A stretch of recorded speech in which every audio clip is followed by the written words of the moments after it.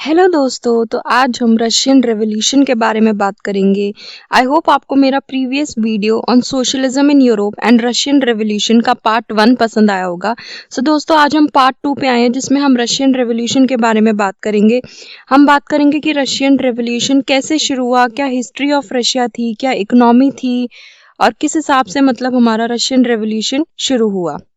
तो जैसे कि दोस्तों मैं आपको थोड़ा सा प्रीवियस प्रीकैप दे देती हूँ ताकि आपको थोड़ा दिमाग में रहे कि हमने प्रीवियस वीडियो में क्या करा था। तो दोस्तों हमने प्रीवियस वीडियो में ये देखा था कि एज ऑफ सोशल चेंज क्या था, जैसे कि फ्रेंच रेवोल्यूशन फ्रांस में हुआ था तो उसके कुछ इफेक्ट्स रशिया में भी आए थे। उसमें हमने लिबरल्स के बारे में पढ़ा था, कंजर्वेटिव्स के बारे में पढ़ा था और रेडिकल्स के बारे में पढ़ा था। उसके बाद हमने इंडस्ट्रीज एंड सोशल चेंज के बारे में पढ़ा था और उसके बाद हमने सोशलिज्म इन यूरोप और उसका सपोर्ट के बारे में पढ़ा था। आज हम रशियन रेवोल्यूशन या फिर रशियन एम्पायर जो कि 1914 में था उसके बारे में स्टडी करेंगे। तो दोस्तों जैसे आपको याद होगा फ्रेंच रेवोल्यूशन क्यों हुआ, क्योंकि कुछ सीरीज ऑफ इवेंट्स ऑकर हुए थे फ्रांस में जिसकी वजह से फ्रेंच रेवोल्यूशन हुआ। ऐसे ही रशिया में भी कुछ सीरीज ऑफ इवेंट्स ऑकर हुए थे जिससे रशियन रेवोल्यूशन ऑकर हुआ, जो कि बहुत ही बड़ा इम्पैक्ट जिसने क्रिएट करा हमारे हिस्ट्री ऑफ द वर्ल्ड में। तो आज हम रशियन एम्पायर के बारे में बात करेंगे। तो जैसे कि दोस्तों मैंने आपको बताया था कि ये जो टॉपिक है socialism in Europe and Russian revolution बहुत बड़ा है और अगर मैं इसको एक ही पूरी पावर पॉइंट प्रेजेंटेशन में प्रेजेंट करूंगी तो आप लोगों को ग्रास्प करने में बहुत प्रॉब्लम होगी। तो इसलिए इसका सेकंड पार्ट, इसके बाद आई थिंक इसके 2 या 3 पार्ट्स और आएंगे। अगर आप ये सारे पार्ट्स आराम से देख लेंगे और इन वीडियोस को ढंग से सुन लेंगे तो आपको ये पूरा टॉपिक एकदम क्लियर हो जाएगा, जिसमें इन पीपीटीज में सारी ही डिटेल्स मेंशन है और आपको उनके बाहर कुछ भी पढ़ने की जरूरत नहीं है। तो ठीक है दोस्तों, हम शुरू करते हैं रशियन एम्पायर इन 1914। तो 1914 में जैसे आपको पता था फ्रांस में लुइस किंग था, तो रशिया में कौन सा, त्सार निकोलस। तो निकोलस किंग था और उसका एम्पायर था रशिया में। तो आप लोगों को दोस्तों ये पता होना चाहिए कि फ्रांस हो गया, रशिया हो गया, यहाँ पे मोनार्की सिस्टम था। यहाँ पे किंग था, सारी पावर्स किंग के पास थी, किंग डिस्पोटिक था, किंग सिर्फ अपनी ही पावर्स को एग्जीक्यूट करता था। तो इसी वजह से दोस्तों रेवोल्यूशन क्रिएट होती है जब हमारी सोसाइटी डेमोक्रेटिक नहीं होती, जिसमें लोग पार्टिसिपेट नहीं कर सकते, लोग वोट नहीं कर सकते, इसलिए लोगों के अंदर गुस्सा होता है कि सारी पावर हम किंग को दे रहे हैं। तो सेम रशिया में हुआ। तो Russia was ruled by tsar Nicholas and his empire. The Russian empire included current day Finland. तो ये सारी जगहें हैं कि जो रशियन एम्पायर में इंक्लूडेड थी। तो उस टाइम ये थी, इस टाइम हमारा वर्ल्ड मैप चेंज हो चुका है। उस टाइम ये जगहें थी और आज ये जगहें हैं। उसके बाद majority of the population Russian Orthodox Christianity थी। तो इतनी रशियन सोसाइटी डाइवर्स नहीं थी, एक ही रिलीजन के लोग ज्यादा थे, वो थे रशियन ऑर्थोडॉक्स क्रिश्चियनिटी। उसके बाद हम इकोनॉमी और सोसाइटी के बारे में बात करते हैं दोस्तों। तो जैसे कि मैंने बोला रशियन लोग क्या करते थे, एग्रीकल्चर में ज्यादा इन्वेस्टेड थे।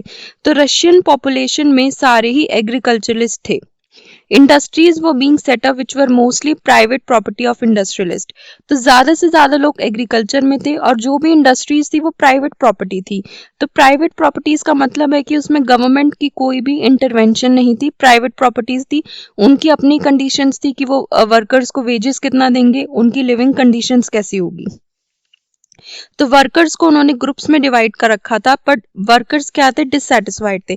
दोस्तों आपको पता ही होगा वर्कर्स दो ही चीजों से डिससेटिस्फाइड होते हैं कि एक तो उनकी वर्किंग कंडीशंस अच्छी नहीं है, उनके काम करने के आवर्स बहुत ज्यादा है और उनको वेजेस अच्छी नहीं मिल रही हैं। तो वर्कर्स इन सब चीजों से खुश नहीं थे।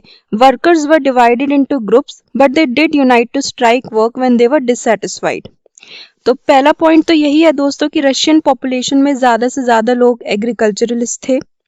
सेंट पीटर्सबर्ग और मॉस्को, जो कि मैंने बोल्ड में हाईलाइट कर रखा है पर्पल कलर में, आपको ये दो नाम याद होने चाहिए क्योंकि ये प्रोमिनेंट इंडस्ट्रियल एरियाज थे। Craftsman undertook much of the production but large factories existed along craft workshop. In the 1890s, more factories were set up and foreign investment in industry increased. Most of them were private properties, जैसे कि मैंने आपको बताया वो सारी private entrepreneurs की थी, उसमें government का कोई intervention नहीं था. Large factories were supervised by government to ensure minimum wages and limited hours of work. आपको पता है दोस्तों प्राइवेट लोग जो भी काम लेंगे उसमें वो वेजेस कम देंगे, उसमें वो सोशल सिक्योरिटी ऑफ वर्कर्स या उनकी लिविंग कंडीशंस पे कम ध्यान देंगे। तो यही मेन प्रॉब्लम थी दोस्तों उसके बाद वर्कर्स को एक सोशल ग्रुप में डिवाइड किया गया था। Workers were divided by their skill. Despite divisions, workers united to stop when they disagreed by their employers about dismissal और work condition। वैसे तो वर्कर अलग अलग ग्रुप्स में थे, पर वर्कर तब यूनाइट होते थे जब उनके कॉज इक्वल थे। आपस में लोग, दोस्तों आपको पता ही होगा, देश में भी आंदोलन या जो भी कोई क्रांतिकारी लोग होते हैं वो तभी यूनाइट करते जब उनका कॉज एक हो, जब वो किसी भी पॉलिसी से डिससेटिस्फाइड हो। चाहे वो किसान आंदोलन की बात करें या फिर जाट आंदोलन की बात करें, ऐसे ही सेम रशिया में हुआ था। रशियन के जो वर्कर्स थे वो डिससेटिस्फाइड थे अपने एम्प्लॉयर से, तो वो यूनाइट हो जाते थे। अगर उनको सब ठीक लगता था तो वो अपने काम में रहते थे। पर ये 2 पॉइंट आपको याद होनी चाहिए कि रशिया में ज्यादा से ज्यादा एग्रीकल्चर था, कुछ प्राइवेट इंडस्ट्रीज थी जिनमें गवर्नमेंट थोड़ा बहुत इंश्योर करती थी, बट वर्कर्स यूनाइट हो जाते थे, वर्कर्स स्ट्राइक पे जाते थे जब उनको लगता था कि उनको प्रॉपर वेजेस नहीं मिल रही हैं। Peasants cultivated most of the land, but the nobility, the crown and the Orthodox Church owned large properties। वही दोस्तों, जैसे कि मैंने आपको बताया था फ्रेंच रेवोल्यूशन में क्या हुआ था, क्लर्जी और नोबिलिटी जो फर्स्ट और सेकंड स्टेट थे उनके पास ही ज्यादा लैंड था, उनको टैक्सेस थे और टैलीज पे करने पड़ते थे। सेम हमारा रशियन रेवोल्यूशन में पीजेंट्स के पास बहुत ज्यादा लैंड था, पीजेंट्स के पास लैंड था, पर उन पे क्या था, उनका कंट्रोल किस पे था उस लैंड पे, नोबिलिटी और क्राउन और ऑर्थोडॉक्स चर्च के पास। पीजेंट सिर्फ क्या करते थे, बेचारे काम करते थे, बट उसका कंट्रोल या उस पे जितने भी टैक्सेस थे, उन पे जितनी इनकम थी, वो कौन लेता था, Orthodox church. Nobles got power and position through their service to Tsar. In Russia, peasants wanted land of the nobles. तो वही कि टिसार को सारे टैक्सेस मिलते थे, निकोलस सारे टैक्सेस को कंट्रोल करता था, सारी पोजीशन को कंट्रोल करता था। नोबिलिटी और क्लर्जी मतलब चर्च क्लासेस को सारे टैक्सेस मिलते थे, वो जाके निकोलस को देते थे। पर पीजेंट्स चाहते थे कि उनको भी थोड़े बहुत प्रॉफिट हो इस लैंड से, क्योंकि अल्टीमेटली उस लैंड पे क्रॉप्स कौन उगा रहे, पीजेंट्स उगा रहे हैं, तो उनको भी कुछ बेनिफिट होना चाहिए। उसके बाद हम बात करते हैं दोस्तों सोशलिज्म इन रशिया। तो रशिया में all political parties were illegal in Russia before 1914। तो आपको पता है कि मोनार्की रूल था, मोनार्की रूल में उसे नहीं पसंद था निकोलस को कि ज्यादा पॉलिटिकल इंटरवेंशन हो या फिर पॉलिटिकल फ्रीडम हो, वो चाहता था कि सिर्फ मेरी पार्टी रहे, तो सारी पार्टीज इलीगल थी। उसके बाद इन 1898 उससे पहले socialist founded the Russian social democratic workers party who respected marks idea. तो दोस्तों आपको इस पार्टी का नाम याद रखना पड़ेगा, Russian social democratic workers party. तो some Russian socialists felt Russian peasants' custom of dividing land periodically made them natural socialist।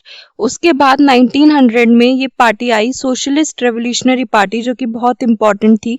तो इस पार्टी ने क्या करा दोस्तों, पार्टी ने पीजेंट्स के राइट के लिए स्ट्रगल करा।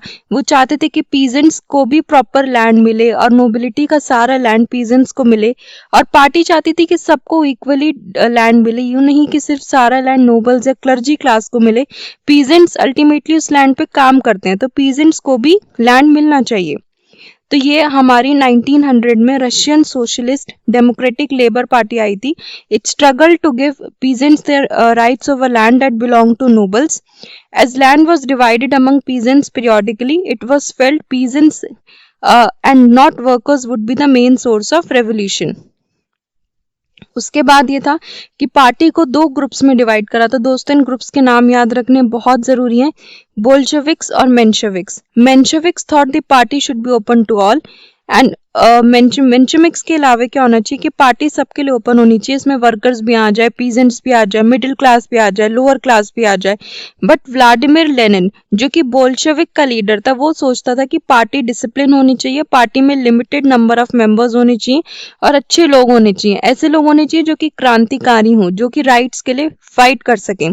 तो इसका मेन क्रक्स यही होगा दोस्तों कि 1914 से पहले रशिया में कोई भी पॉलिटिकल पार्टी इलीगल थी। उसके बाद 1900 में ये रशियन सोशलिस्ट रेवोल्यूशनरी पार्टी आई। ये पार्टी चाहती थी कि पीजेंट्स के राइट्स हो, पीजेंट्स को इक्वली लैंड मिले, और इस पार्टी में 2 ग्रुप्स थे। एक ग्रुप चाहता था कि सब बोल्शेविक ग्रुप चाहता था कि जो पार्टी है वो डिसिप्लिन होनी चाहिए और वो मेंबर्स पे कंट्रोल होना चाहिए, ऐसे ही किसी को भी नहीं लेना चाहिए। और मेंशेविक ग्रुप चाहता था कि पार्टी सबके लिए ओपन होनी चाहिए। तो सबसे पहले रेवोल्यूशन के लिए क्या होता है, पॉलिटिकल पार्टीज फॉर्म होती है, एसोसिएशंस फॉर्म होती है, फिर वो आपस में कॉन्फ्रेंस करते हैं, आइडियाज एक्सचेंज करते हैं, तभी किसी रेवोल्यूशन पे बात होती है। तो अभी मेन उनका था कि पीजेंट्स के राइट के लिए हम फाइट करें। मेन उसमें ऑप्रेसिंग क्लास कौन सी थी, पीजेंट्स और वर्कर्स। उसके बाद हम बात करते हैं टर्बुलेंट टाइम 1905 रेवोल्यूशन। जैसे कि दोस्तों मैंने आपको पहले ही बताया था, फ्रांस मोनार्की थी और उसमें कोई पार्लियामेंट्री रूल नहीं थे। रशिया भी ऑटोक्रेसी थी और कोई पार्लियामेंट्री रूल नहीं थे। तो जो रेवोल्यूशन ऑफ 1905 हुआ, Russia, along with social democrats and socialist revolutionaries, worked with peasants and workers। जैसे कि दोस्तों मैंने आपको जस्ट अभी प्रीवियस स्लाइड में बताया, peasants and workers main operating class थे। peasants के लिए उन्होंने पार्टी भी फॉर्म करी थी, उसके साथ वर्कर्स भी जुड़ गए और उन्होंने इकट्ठे कॉन्स्टिट्यूशन डिमांड करने की कोशिश करी ताकि सबको इक्वल राइट्स मिले, राइट टू वोट मिले और ये ऑटोक्रेटिक पावर को हटा दिया जाए और पार्लियामेंट्री सिस्टम हो जाए, जो कि हमारे इंडिया में है। तो रशिया एक ऑटोक्रेसी थी, रशिया में कोई पार्लियामेंट्री सिस्टम नहीं था। जो जितने भी हमारे पीजेंट्स थे, वर्कर्स थे, वो आपस में काम कर रहे थे ताकि वो एक अच्छा सा कॉन्स्टिट्यूशन बना सके ड्यूरिंग द रेवोल्यूशन ऑफ 1905। तो bloody Sunday, oh my God, आप सोचोगे कैसा नाम है, ब्लडी संडे।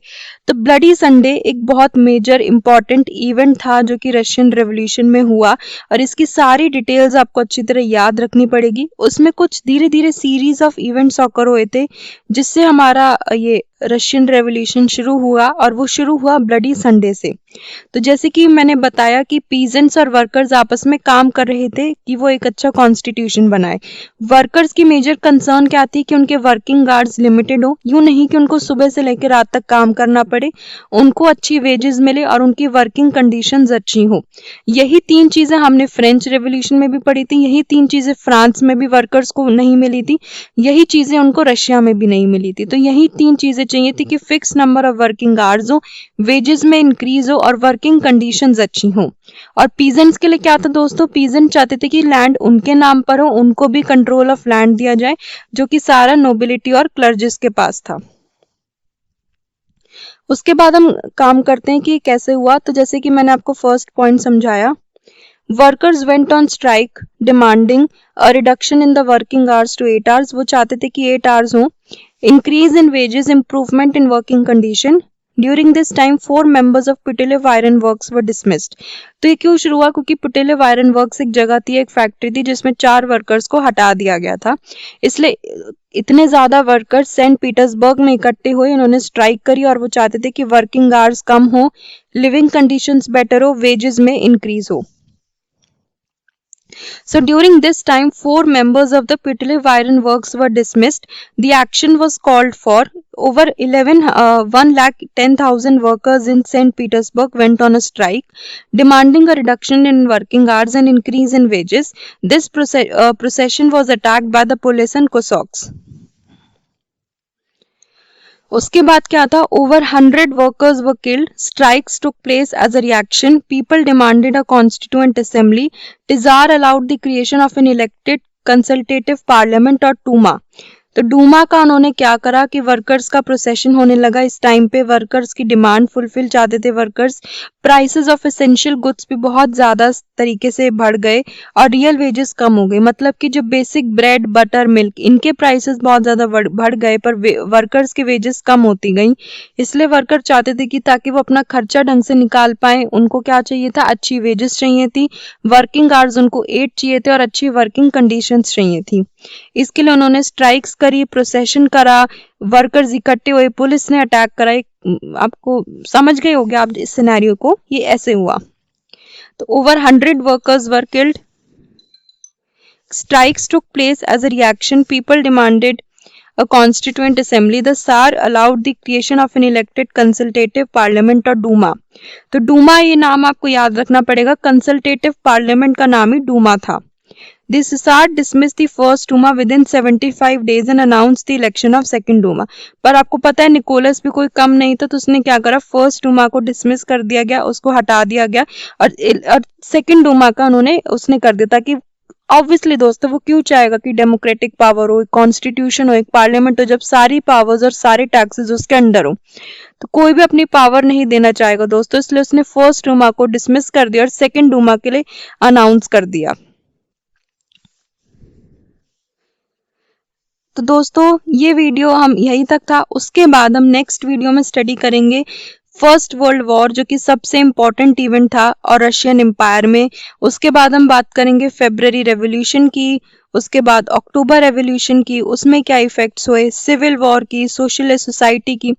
तो 2-3 वीडियोस में दोस्तों ये टॉपिक कवर हो जाएगा, पर इस वीडियो में हमने यही बात करी कि रशियन एम्पायर कैसा था, रशियन सोसाइटी इकोनॉमी में ज्यादा एग्रीकल्चर लोग थे, उसमें पीजेंट्स और वर्कर्स के राइट को माना नहीं जाता था, टर्ब्यूलेंट टाइम हुआ, ब्लडी संडे हुआ, और ये ब्लडी संडे के सारे इवेंट्स थे जो कि मैंने पॉइंट वाइज सारे लिस्ट करे हैं।